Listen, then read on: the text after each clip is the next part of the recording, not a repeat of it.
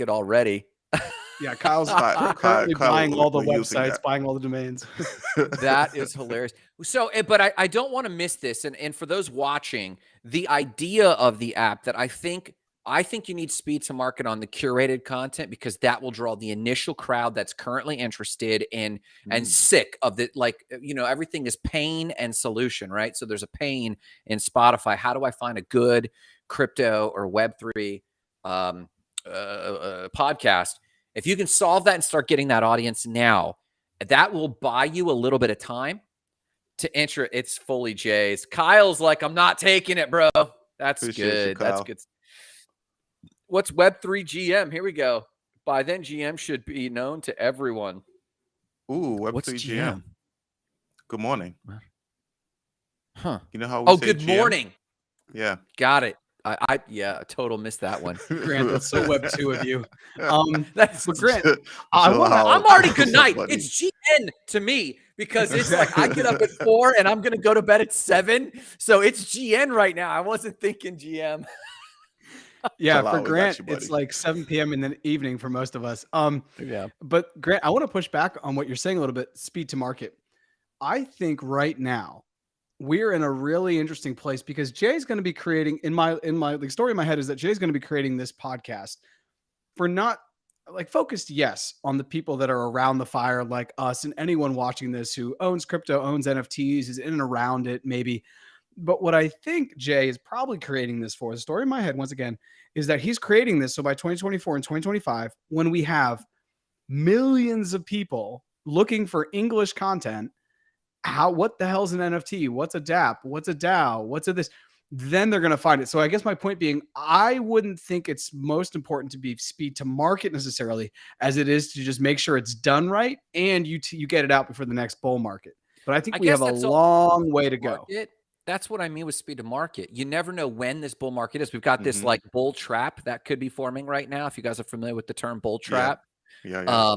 It's not financial advice for those watching if YouTube wants to shut us down again. Sorry, YouTube. Yeah, sorry, YouTube. But it could be a bull trap. But when I say speed to market, I don't mean speed to market because the Me Too's are going to be popping up all over the place. I'm not worried about that, because the technology, he's not inventing new technology. Speed to market in terms of how long it takes to earn mind share, market, for people to think like if you can coin a term like W3PN or the Web3 network or Web3 GM, if you can coin these phrases now, you're right. All that groundwork has to be in place so that when the bull rally does come in 2023, 2024, and those sprouts start popping up, those sprouts are popping up with little J flowers. Love that. J flowers. I just pictured a daisy with J's face. Yeah, some tulips. I feel like a J flower is a joint in pop culture, but that's neither here nor there. I didn't even think of that. I mean, if you have a flower and a J, I'm just saying. Anyways, neither here nor there. This is not the green THC podcast. But Jay,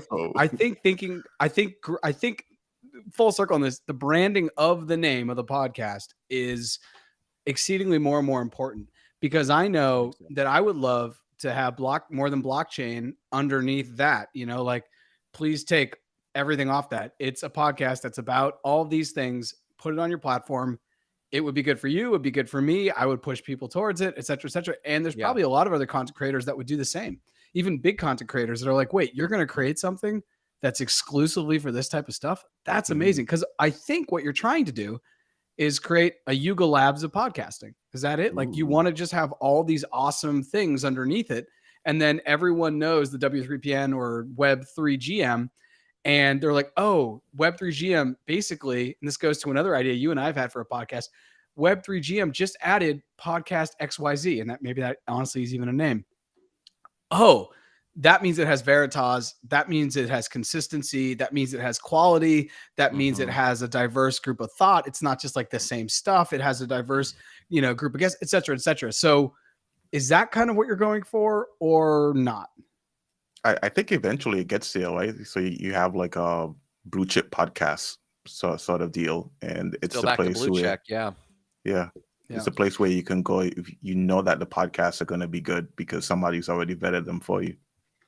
And the idea of learn to earn, which you've presented, I guess also what I'm thinking when I talk about speed to market, Jarrett, is not about the Web3 podcast network, which is a great idea, needs to happen, big gap, but easily replaceable conceptually, except for brand. Like brand has to stand out, quality of content has to stand out. But I then think about the learn to earn model. We've seen a few of these learn to earn model. You interviewed your friend in New Orleans, Jarrett, about some NFTs on education and stuff like that. So people are experimenting with learn to earn. But I think speed to market's important that you can get that out, because as soon as you have that second component, a lot of the Me Too's who aren't really serious can kind of will slow their roll a little bit, because wait, the W3PN's already got like learn to earn model, and how long will it take us to invest and to build this out?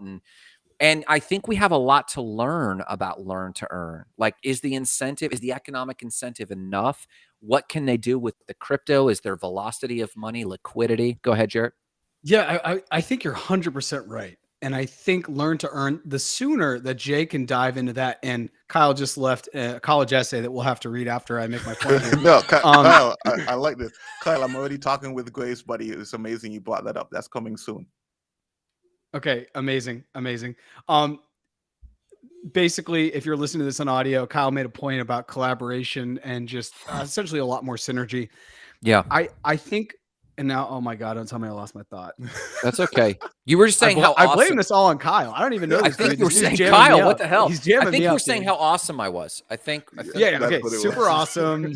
President, NADU 2024. Ooh, let's go. No, I think if it comes back to you, just interrupt, raise your hand. raise your hand. But all I was saying, I think speed to market is important so we can get to learn to earn and start experimenting. Go ahead. Got it. See, you kept talking. It was the learn to earn bit. When I went to More Than Blockchain, I had this idea where it was like, I'm going to create NFTs and all my guests are going to get NFTs. Grant, you've been a guest, you're going to get an NFT.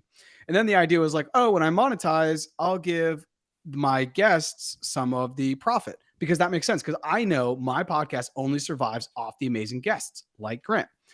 And so I started running that through, and I talked to Crypto Bushi, and Crypto Bushi's like, dude, because I told Crypto Bushi, I was like, one of the guys I really want on the podcast eventually is Raoul Paul. I just think he's great. I would love to go see him in the Bahamas, set up mics and just talk shop. Right. Yeah. And, it's like, maybe I'm monetized by the time Raoul Paul comes on. And I'm going to give Raoul Paul $150 a quarter for having been a guest. Like, he's a billionaire. Like, that's a joke. Right. Yeah. So what do I do? And then I talked to Bushi, and Bushi's like, you could do 3 different things with the money, right? You could, give it to people. You could put it in kind by putting it in ads behind the exact, the episode of the podcast that the guest was on, or you could donate it to charity. And I was throwing this idea by the guys from Collabs, who once again were just on my podcast. They're amazing. We should definitely have them on here because they are building, their dev gets into the technical side of all the different ERCs and how that works. And from our conversations on Ethereum and Solana, very interesting. I'd be interested. Yeah. I've come back full circle to conversations that Grant and I have had, and I think Jay, you and I have had, which is like, I'm in this not for the money. I'm in this for the social currency. I'm in this because I just want to sit with Raoul Paul. I just want to talk to this guy and ask him questions that I'm interested in and be curious. And so when I think about the NFT or the idea of, play to earn, getting an NFT that would give people access or discounts to things like Bitcoin Miami, and I'm blanking on Permissionless by Blockworks, things like that, like an all pass, where if you get this NFT, then you're going to get 30% off these 3 big, crypto related, blockchain related IRL events, because I think people really, really want the IRL events. Like, I know eventually the 3 of us are going to meet up, and maybe when we do meet up, we have a weekend and we're in Colombia or wherever we are. Maybe Jay, I finally get to go to St. Kitts and we hang out. Maybe we only invite certain people from Not Crypto Bros because they have the NFT, because they've been following us, I think exclusivity to IRL is what really is going to keep things moving forward. And I don't know if many people right now are incentivized by the money as much. And I say that Also because we're in a bear market. If we were in a bull market, I think perception changes. So If context people were and timing driving is important. Lambos, they would. But here's the thing: if we were in a bull market, everything goes back to 60,000 and beyond. Ethereum goes back to 4,000 and beyond. Michael Saylor's accurate, and I would love this. Victor's pumping us. Yeah, that's dope. Boom. Yeah, we're all going to meet. If that market, I think you're totally right, Jared. If that market comes back around, people will be talking differently about the money. However, what will be the Venn diagram of what is still present is people will still want the IRL, because when Yuga Labs was at its peak, I mean, just a few months ago, and it was like NFT NYC, and they own Airbnbs and they own yachts. The one thing they really wanted was exclusivity. Yes, they had a big treasure chest. Yes, they had hot DJs and hot girls and frumpy dudes and all their merch. And they had all of that. But see, this is where we need a production assistant that just puts up a picture of a frumpy dude and takes it down. You know, you're talking like a dude that's just jacked up on creatine, can't really move his neck, and he's like, I have NFT. Yeah, dude. But I mean, if you thought about it, in real life, I'm wondering how much the IRL events actually shifted the tone of this, not just the market, but the IRL. Because when people, if you watched a lot of the crypto girls on Twitter, how completely disappointed they were in the male representation. They were on the hunt. I'm telling you, when I followed. Yeah, dude. This is if you follow, there's like, why are all my crypto dudes like stay-at-home dads living in a basement with their, it's like an extension of gamer culture. There was this massive sense of disappointment. And I think and not to make commentary about NFT dudes, but to make commentary that human nature is still human nature. And whether the market's up and everyone's driving Lambos, what they will still want is they'll still want to connect with tribe. They'll still want to talk about interesting cutting edge things. They'll still want to feel like they have inside knowledge. Absolutely. Victor jumps in. It'll be back after the next China ban and the Bitcoin halving. Yeah, everyone's down for the Bitcoin halving. I'm wondering how much you guys will put down on this. Has it been that consistent, Jarrett and Victor and Jay? Yes. Jarrett's been talking about it a lot. Yes. I talk about it in my sleep. I call Grant and his wife puts the phone next to him, and I just talk to Grant about the halving because he doesn't believe me when I tell him when he's awake. It's not that I don't believe it. I haven't studied. It's ASMR. It's Jarrett. Yeah. It's gonna have, and it's gonna feel so good. I honestly, here's the thing. I'm not against it. I have been thinking about starting an ASMR channel where I just read white papers and I get really close to the mic and I'm like, out of here, dude. What are you? Satoshi Nakamoto says, Satoshi. That would work. That would actually work. And I'm like, I'm saying, I'm talking to Jay. We're all getting ready for 24-25. And in 24-25, you know someone's gonna be like crypto ASMR, and then I pop up and I'm like, "Hi, welcome. It's Thursday. Today we're gonna read the 4th page of the Bitcoin white paper." By the time I'm halfway through that, you're asleep, and everyone's asleep. You're dead. And then the nodes can vote to accelerate the network. Gives me the shivers and the goosies. That's what Jalal, I hope I'm saying your name right. Please forgive me if I'm not. Love where the discussion is going. Would be awesome one day to hear your thoughts on fulfill a wish to earn model in our upcoming app. I would be interested in hearing this model. This is an interesting model, and I don't know if this is like Make-A-Wish Foundation or sounds like that, right? It sounds like it, or like, hey, if someone submits, I've got this wish to skydive in Colombia or something. And Jarrett's got a place. He's got an Airbnb. It's not difficult for him to invite someone down and arrange that. It might cost me a ton, but it might not cost Jarrett a lot. So there's a little bit of arbitrage, and then maybe Jarrett gets a token, something like that. I love the comments right now, and I can't really handle them. Since the community IRL is always the glue to true bonds, and then Davian said lullaby to earn. Exactly. I honestly, you know what? I think an idea was just born here because what's it? XCAD. Do you guys know about XCAD, which is on Zilliqa? No, that was just a lot of syllables that you don't find in Scrabble often. I've heard of it.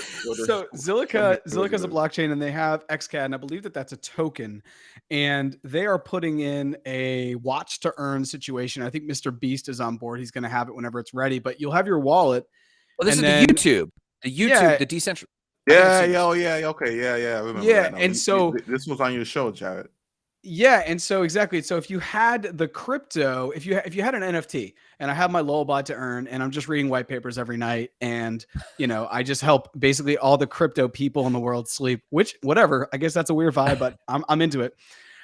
Everyone could buy an NFT for like $100, and then when you listen, there's like a lullaby to earn situation that could go. I mean, I know that this sounds unbelievably ridiculous, but in the next 4 or 5 years, there are going to be a lot of content creators on YouTube that are going to be doing this. So it's not. I'm telling there is no limit. If OnlyFans has taught me anything, there is no limit to the interests, for lack of a better term, and I don't want to drag this out, but like the kinks, for lack of, or the fetishes, the interests people have. Only like we what'd you say? White papers. White papers, man. I mean, like we knew this about YouTube, but OnlyFans bridged us into a whole new world of like people be what I just heard about. Did you hear about pay piggies? Oh God, Grant, remember, is that a real? Remember, we're on most people's desktop as they're at work. I need you to remember that. This is semi-safe for work. No one Google pay piggies. No one Google pay piggies. Time out, Jay. Did you notice he said semi-safe? I'm very worried right now. Semi-safe for work. Grant, you realize this is why we're banned on YouTube, right? No, that's because you were giving financial advice. No. I don't give financial advice. I give financial vibes. Also, Kyle, you just wrote another PhD, so I guess we got to read that. No, he's going to be the first lullaby to earn. You're going to read. Exactly. We're here to change the world for the betterment. What's up, Kyle? I've got to jump on a call because I have to do work to make money in this fiat world. But no, he's talking about blockchain insurance. No, I know. Yo, yeah. That's funny. Kyle can't wait to hear more from insurance. You. Yeah. I can't wait to hear more about that. That's awesome. Yeah, but, okay. Kyle, amazing. Kyle, if you're still there, you're invited on my podcast to talk about blockchain insurance. Let's do it. So pay piggies is a new fetish on OnlyFans where a woman or a person, not even a woman, a person will act like a dominatrix of some kind. She will tell the following: I'm not submitting. She'll get sassy. She'll say, I'm not submitting any photos. I'm not taking any clothes off. You're just going to send me money. And the submissives, they're like, yes, Dom. And they'll just send them money. And it's like fully clothed. Grant. No one Google pay piggies, please. Grant, you say that as though it's a surprise. You've just described every Discord of every NFT rug. So I'm not going to give you anything. Oh, no. You're not getting anything, but you're going to send me all the money. That's on the roadmap 6 months from now, but send more ETH. Oh, the roadmap. Everyone who buys a whitelist spot will be able to levitate in 6 months. Yeah. But, just send me your ETH. Wow. I think at some point we need to talk about a decentralized future. Yeah, let's do that. Let's get back on. Let's get back on. Yo, oh God. Back to this the is agenda. So not suitable for work. Okay, so let's just start high level. Do you really? Oh, here we go, Davian's better than a honeypot rug pull. First of all, Davian, I don't know who you are. Please find all of us on friend LinkedIn. Yeah, and make sure you're following Not Crypto Bros. This is for anybody, but David, you're bringing the prime goods right now. Yeah, prime cut. Yeah, I'm gonna start an OnlyFans and just be like, I'm not gonna be chopping this wood with 6-pack abs. I'm gonna sit here and tell you girls, send me your moolah rug. Here we go. I'm waiting for wait, hold on. I'm waiting for an OnlyFans where there's a human being. This could be guy, girl, whatever. A person is inside of a mining facility where it's super hot, and they're just taking their clothes off, and that's it. And it's like crypto they're just strip, sweating. Crypto strip, and they're just. Anyways, why don't we talk about decentralization? So, decentralization. What's the opinion? What's the consensus? Do you believe that we will actually see the ideal decentralized future? Jay, you want to go? I feel like it's gonna be balanced, right? Like there's gonna be some decentralization and mostly centralization because we're like completely centralized right now. I can't imagine a world where we just go 100% in the other direction. If we eventually get there, it'll be, at least a couple dozen years, right? It's not going to happen overnight anyway. What's your in order to do this, can we get a breakdown? So like your balance, right? Is it 60-40, 70-30, and then to which way? I think that'd be interesting way for us to like talk about it. I feel like in the foreseeable future, maybe the most, it's like a 80-20, 20 decentralized, 80 centralized. We That's probably have to still a wait. lot though, Jay. We got to That's wait still a until a lot. 20% couple decentralized, generations. 80% centralized. Yeah. Yeah. We got to wait until a couple of generations die out. So, I mean, Ooh. it's probably going to be like Gen Z that's pushing it, right? So we're going to have to wait Yeah, but when until. Gen Z's like with walkers, right? I Yeah, mean, like, exactly. They're going to Wait be a the minute. oldest Gen Z's not generation. looking for decentralization. Of all the generations, I think Gen Z's looking for as much centralization as possible. I Yeah. deserve health care. I deserve universal education. I deserve universal medicine. I don't think deserve they're looking universal for those currency. things. Huh? I don't think they're looking for those things. Oh, no? No, let me. We actually need to definitely have someone to come on who's a Gen Zer, like an early, like a young Gen Zer, and we need to actually ask them these questions and call it I'm like down. what Gen Zers want, right? Because my thinking is that that's actually not what they want. If you just want to focus on like universal basic income, that's Yeah. something that like Andrew Yang was pushing. He's like mid Yeah. 40s, late 50s. And I think people are pushing universal basic income because of two reasons. One, they can't figure out how we're ever going to retire all the boomers because a boomer retires like every 15 seconds or whatever, but they're all on fixed income and inflation's through the roof. So we have to figure out a way to keep them okay. We can't figure out how to like solve the fact that, there's not as many high paying jobs, I think, as there once was. And if they are, they're getting shipped over the seas. And I'm once again just speaking about the United States. So, Jay, I know you're in Canada, but on a global level, I think UBI is a great idea. But I think when you play it out, it gets really tough to not see monetary inflation when you're printing that much money. But I'm also open to the fact that the US spends $700 billion a year on war. So Andrew Yang's thing is like, if you stop putting that much money into war and you divert it into other things, if we give it to people too that are also on the cusp of the fringe, they're going to put 90% of it back into the economy.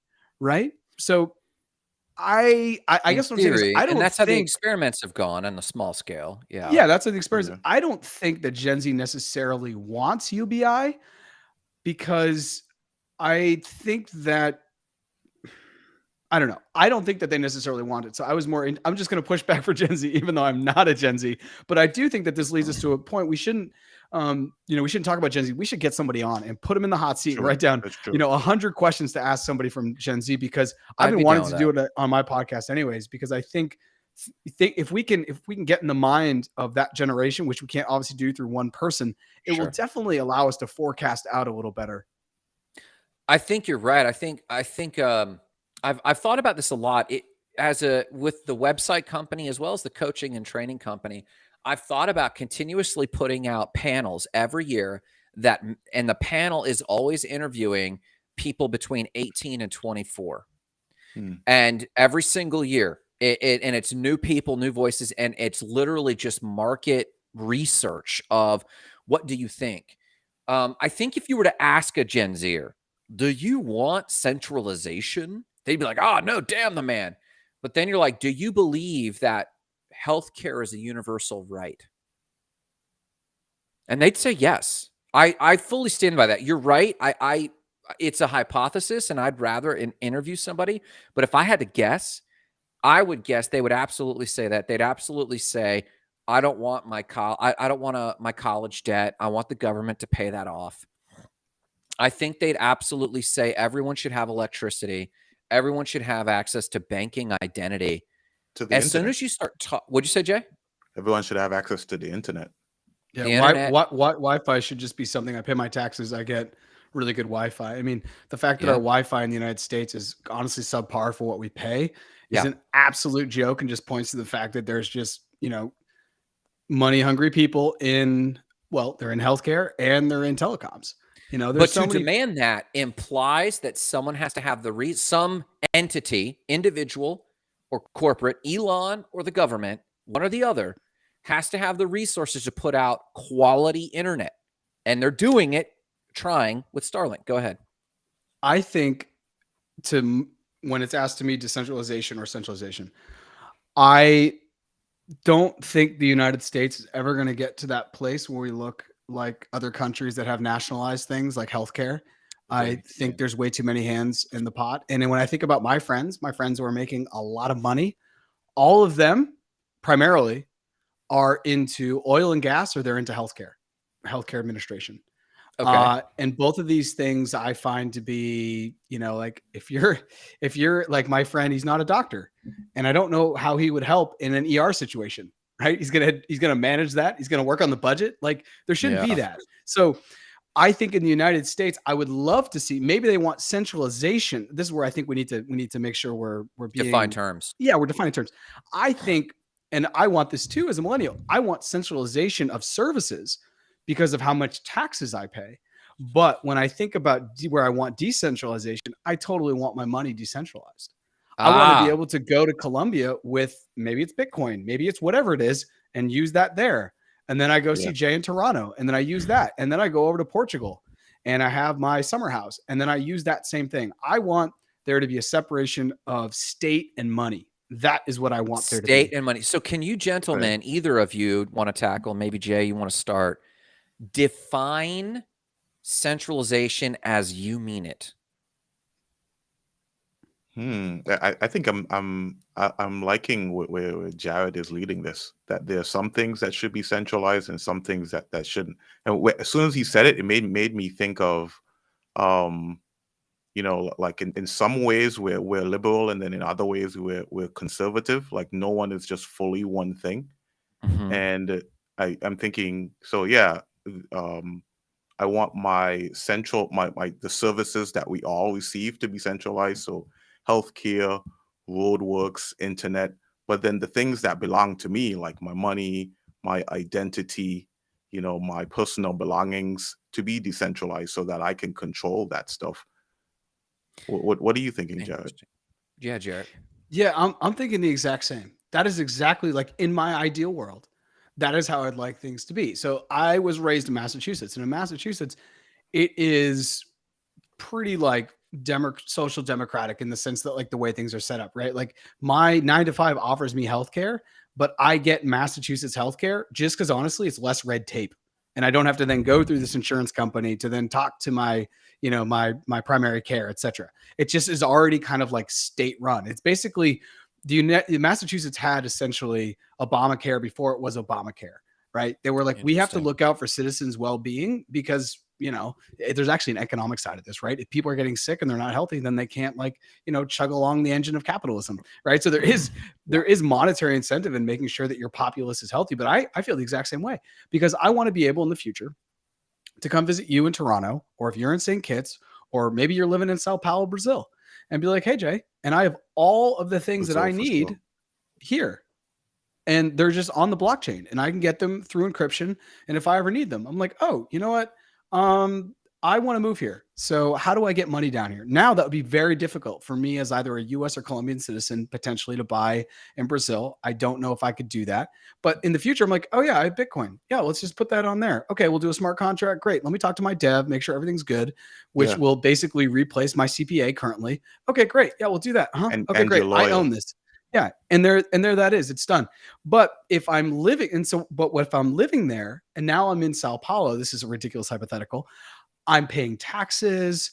I'm, helping out the local economy. I definitely want to then see how I can be a part of that health. I want the roads to be okay. I want to get the Wi-Fi, et cetera, et cetera. So I know that that's kind of fantastical. And I don't know if crypto gets us there, if blockchain gets us there, but I do think that that would be better. And I heard something, and it's really stuck with me, that, like, the revolutions of the past have separated church and state, right? A lot of like the war in the past has been the separation of church and state. It took a long time for us to do that, to break down the monarchies and, we're Catholic or we're Christian, Okay. Yeah. you're Arab, you're Muslim, all that stuff. And now I think we're going to have a lot of friction as we try to rip away state and money, because right now the United States and money is like this. It is like this. People don't come to the United States for the weather. They come for the dollar, right? Like that's it. They come for the opportunity. If I could work in Guatemala and make dollars, I'm not going to go up through Mexico and go across the desert and hop the fence and come in. I'm just not going to do that. But because I can't, I don't have access to that. But maybe if I have access, which is what's happening in El Salvador, if I could work for Bitcoin, something that over a longer period of time where, I'll lower my time preference, that may be better. So for me, like long-term globally, I would love to see it be decentralized and centralized, a mix of the both. But Grant, you have been contemplating. Please, what do you think?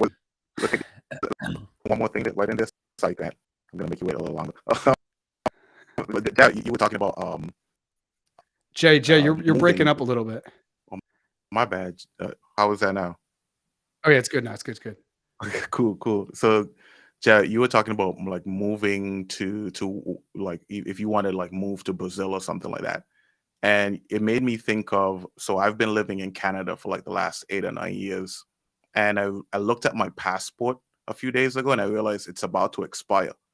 And the only way for me to get a new passport is I've got to send the old passport back to St. Kitts and wait like a month for them to like get off their butts and figure it out and print a new passport. And I got to send them like I don't know, some kind of like, island time, baby. like, that exactly, island time. They got to right? print that. They got to go make the paper. They got to really slow down. Just take their time. But if we were like in a fully decentralized environment, at least for where identity was concerned, then you wouldn't have to go through all of that. Your identity would be your own. There'd be no renewal of identity because you from the moment you're born, you own that identity. It's yours. You can always have it. You can do whatever you want with it. And so what you were saying just sort of made me think of it in that direction, and I just wanted to share that as an example. But Grant, go for it. Well, I have several thoughts. The first one is a Jim question. What'd you say? Jim Holly said he's trying to get a U.S. visa too, man. I hear you, dude. Oh, yeah. And then Victor jumped in and was like, dude, or wait. Yeah, I'm trying to get one too. If you're trying to get one, it's waiting time is crazy.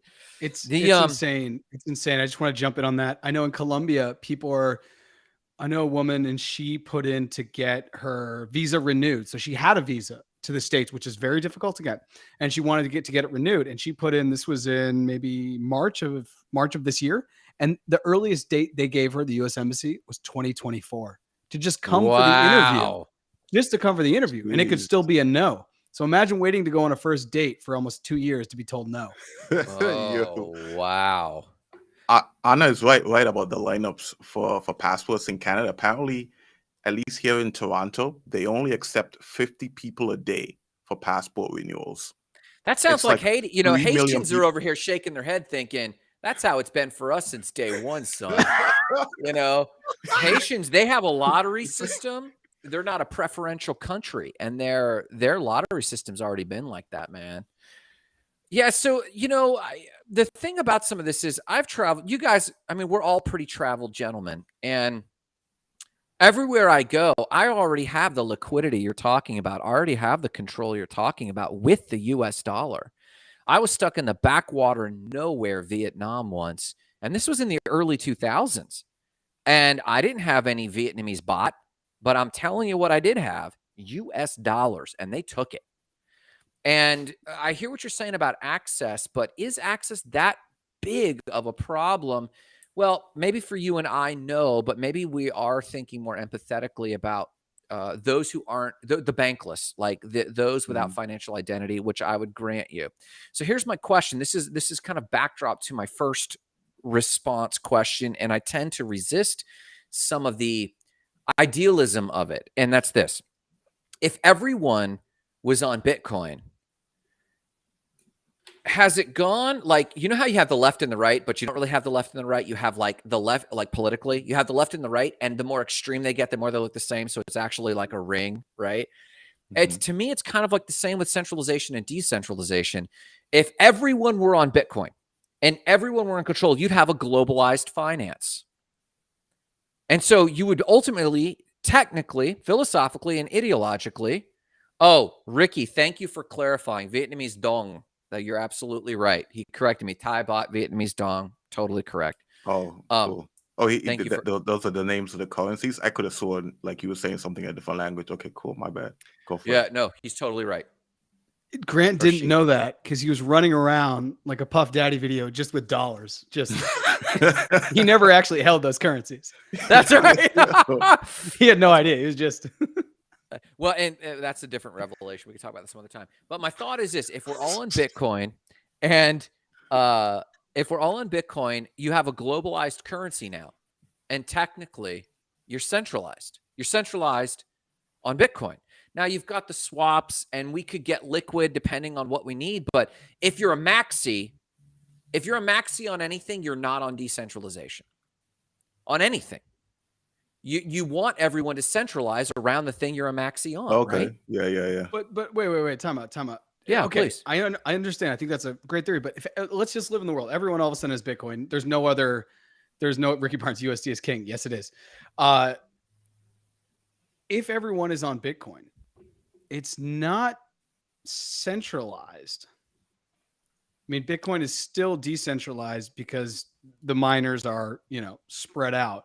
And I was actually reading this thing earlier that G-Clef had put up, the biggest maxi I've ever met, right? The guy who's selling rental properties to buy more Bitcoin, about how a 51% attack, even with miners, is still kind of like, in theory, maybe, but in practice, it'd be really difficult to do.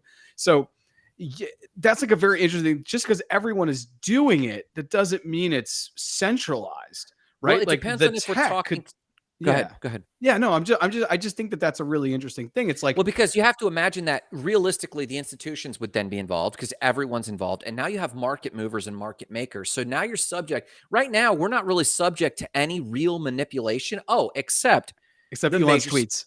Huh? Except Elon's tweets. Sure. The Federal Reserve. But more than all of that actually are the market moving institutions. So if everyone's on Bitcoin, you just have the same problem. Now, Elon's tweets will still affect it. The market-making institutions can still affect. Go ahead, please. Yeah. The market-making institutions. So yeah, I'm literally raising my hand. I feel like I'm back in. I'm in Grant's 4th grade native class. So I want to say I don't think the world is ever just going to be on Bitcoin. Lynn Alden has talked about this at length, and this is something I've read too, and I totally subscribe to this. I think we will get to a world where you're going to have Bitcoin and you're going to have dollars. Probably be dollars. I don't think the yuan is going to win out. Yeah. I think it'll be dollars. And it's the hybrid theory. So, but if everyone was just on Bitcoin, the institutions can't do that much because there's not going to be this lending and ridiculous over leverage and borrowing because there's nothing else. And you can't hypothecate. Like, that's it. Like, I can't lend you Bitcoin and then I guess it's just like the whole interest and the whole debt, like the entire fiat system. We can't think of Bitcoin within the fiat debt system. But if you have the hybrid, then you can. And I think that is how it will happen. And in that, then the institutions do play a role. And then we were talking about market makers and market takers. But we got a bunch of stuff here. Fine art, performance in the recession, then gold and silver. Yeah. Interesting. Okay. Yeah. So I hear that point. I guess when I talk about, I think market makers, the way they behave isn't necessarily in debt mechanisms. Market makers, say for example, you're Michael Saylor. Say for example, you're Satoshi Nakamoto. Bitcoin is still very centralized, statistically speaking, based on Satoshi Nakamoto's first 12 accounts that have over 1 million Bitcoin in them out of the 21 million that will ever exist. And if he or they suddenly said, okay, of my 1 million Bitcoin, how a market maker works is they'll say, let's say Bitcoin's at 100,000 by then.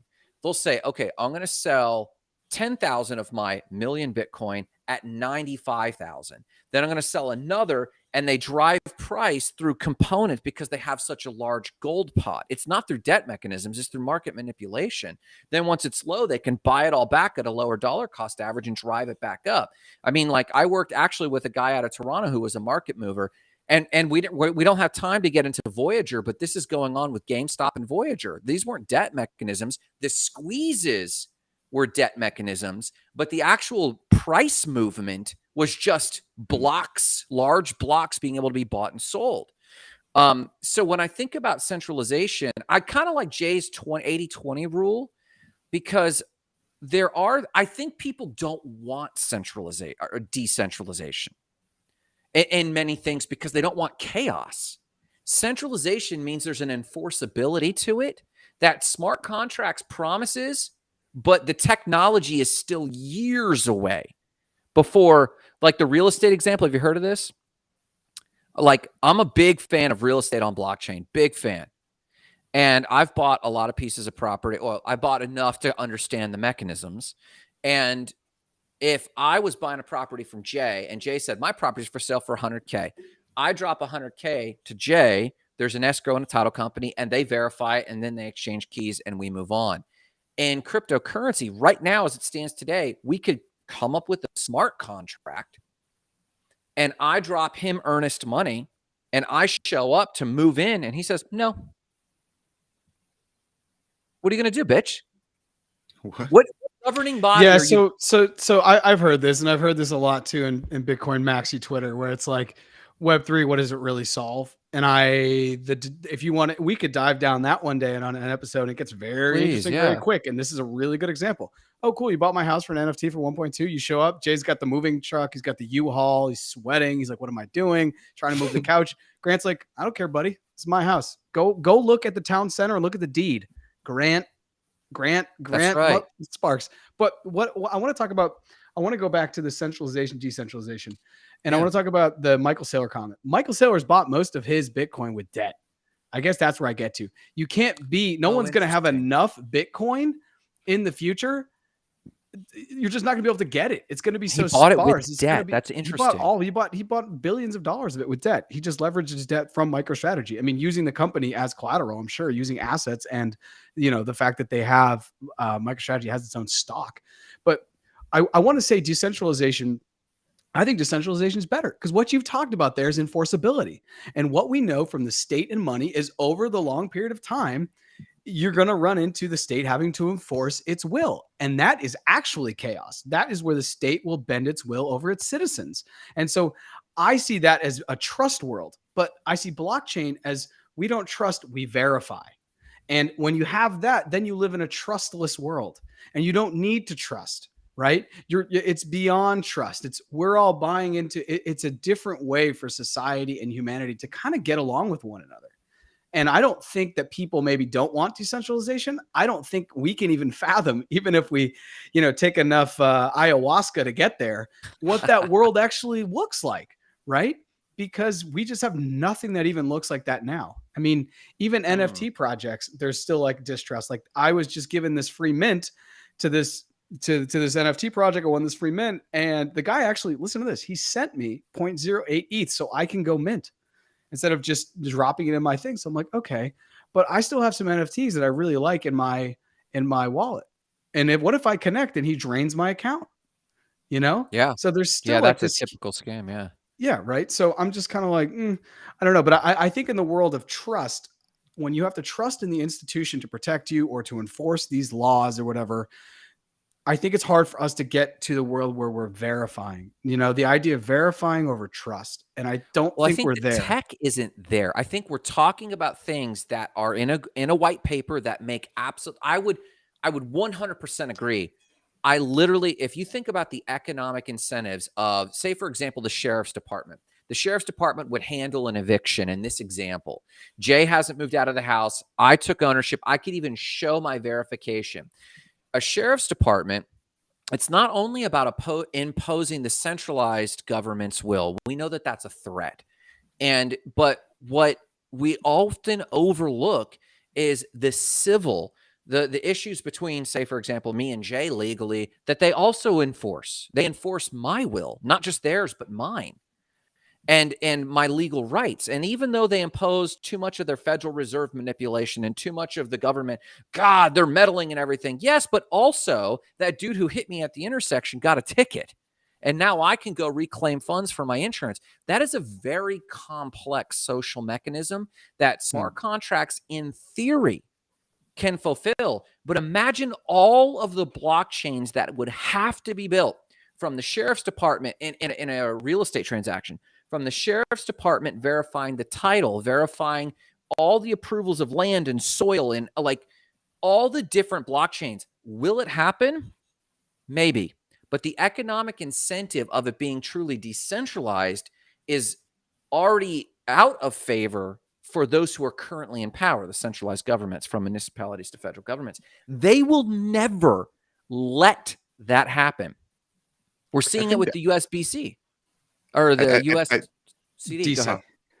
Yeah, I feel like eventually they have to. Like, I just want to acknowledge Victor's statements about education. Like, I think Victor is spot on about, like, we've a lot of this is about education and just how much do we know and how much we're able to communicate the way that blockchain works. But to your point, Grant, I think eventually it will happen. When you think of, like, in the cases of the stuff that the cops do for us, like in terms of enforcing ownership rights, like a lot of that happens in a digitized environment now. Like, they're not like leafing through huge books of paper. They go and they go online, they look it up, and they see who owns the property. But 60 years ago, they did have to, like, go and it was like a massive book, and you had to turn and get to the right page and find the right line and that type of stuff. But we eventually figured that out because there was a better way of doing it. Yeah. I think we eventually get to the point where we can accurately define and articulate the benefits of blockchain in those circumstances, that we move in that direction. It won't be like 5 years from now. Maybe it will be another 50 years, but I think eventually we get there. But you just described blockchain technology, which I fully believe, but you didn't describe decentralization. In fact, if anything, you described blockchain benefiting centralization. Go ahead, Jared. Yeah, this is where I wanted to touch upon this. I think, let's take your example. Grant, Jay has bought your home, right? And you've done that on Ethereum. The one word here that I think solves a lot of the problems for us to really understand the future, and this is totally investment advice, but take it if you've done your own research. Interoperability is the answer. It is the answer, because I think there will be that sheriff down in Florida, because Jay's trying to move to Florida. He wants to live the GJ Khaled life, and they're going to have a centralized blockchain that's going to have the deeds for that town. Yes. And when you put this through Ethereum, because Jay's coming down from Toronto, Jay doesn't have access to that. He'll have to, use something and add that in the code. So that way they'll be able to see this wallet is transferring the deed, which is here now, right, to this, where, and I think we're really going to get into that, where I agree. Many different wallets or many different blockchains are going to be able to see what's in 7 blockchains are going to have access to see. It's like a Google Doc, view only, but only you have ownership. And then you'll transfer that ownership of that Google Doc to Jay, and everyone will still be able to see. So I think there'll be centralization and decentralization. So the county will have its centralized blockchain, or maybe this will be the government blockchain, because we already have MLS, right, which is pretty thorough. Yeah. And then you'll have the Ethereum, which is the global network, where that way somebody from Dubai wants to come buy your property. Oh, they just buy it and then they show up. And then everyone is also on the same page. This person, because the one thing that I actually didn't think we were going to get into on this episode, but I think is the overarching thing, is how when we're all able to do this, right, and the person from Dubai can come over and buy your home, Grant, we still have this quagmire of geopolitical nightmares. Because somebody doesn't have this piece of paper, they can't come into this country. They can't come in. That's insane to me. And I don't see how that is going to play, like the geopolitical framework that really holds our structure together is going to actually allow a lot of this frictionless blockchain stuff to happen. Because there's probably, if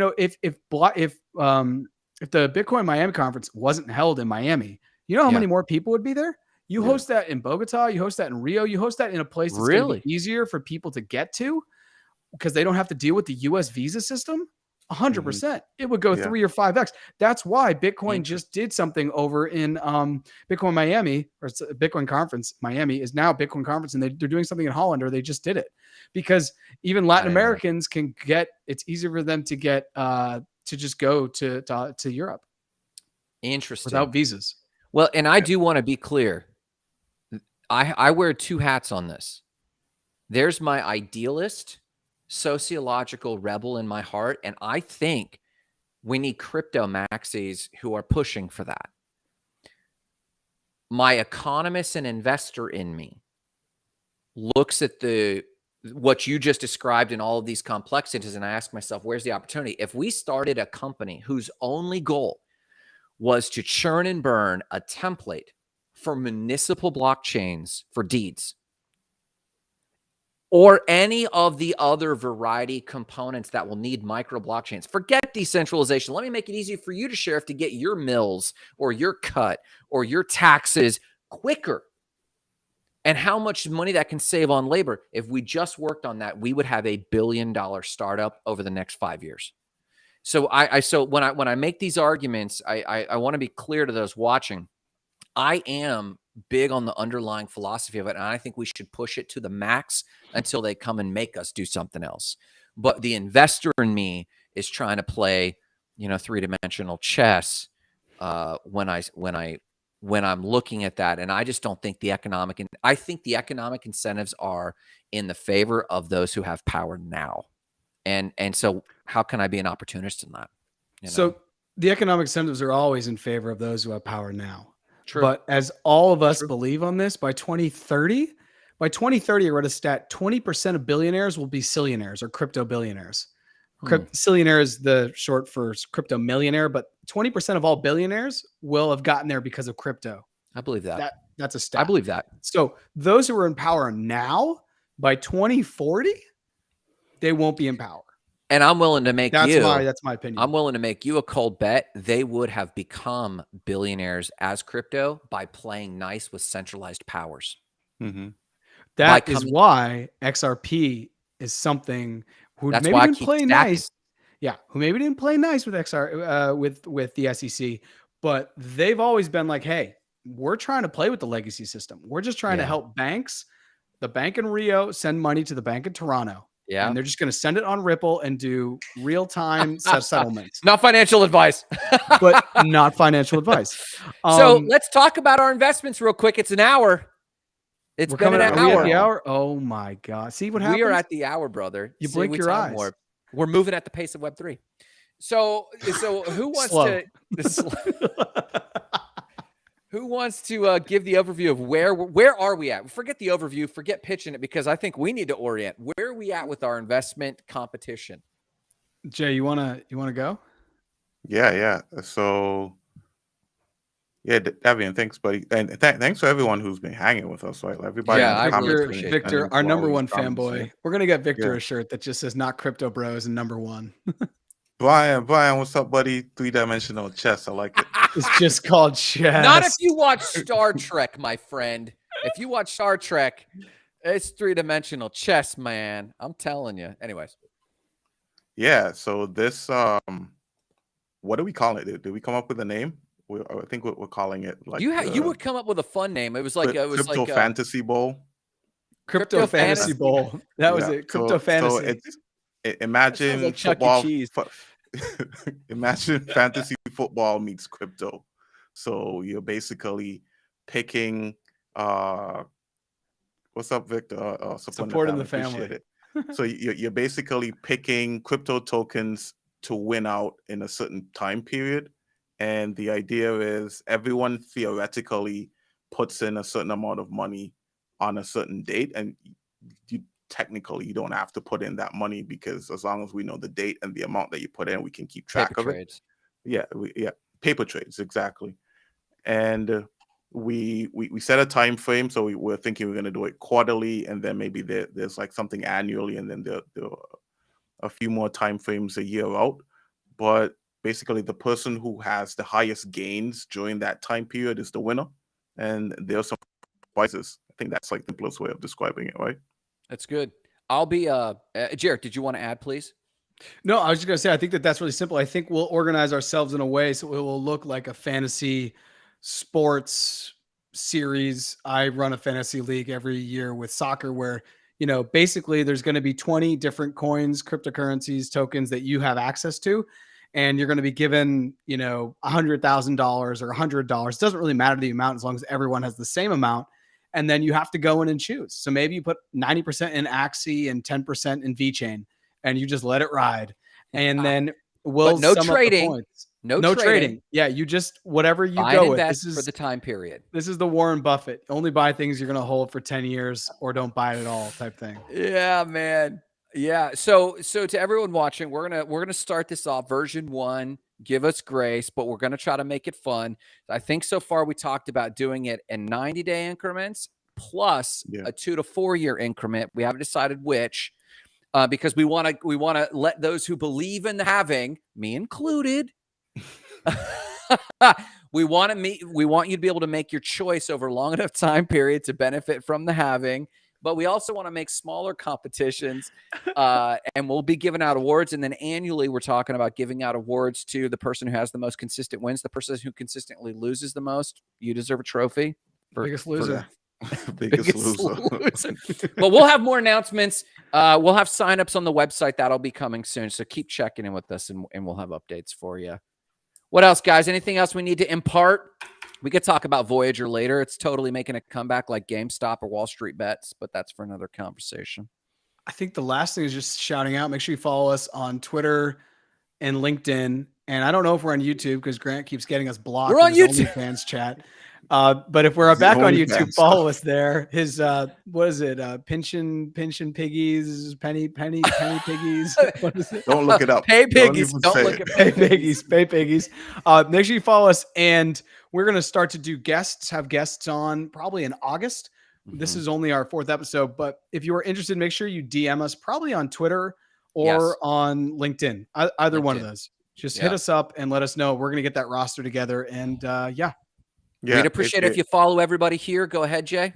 If you're interested in that crypto fantasy bowl, let us know too, so that we can gauge the interest. Yeah.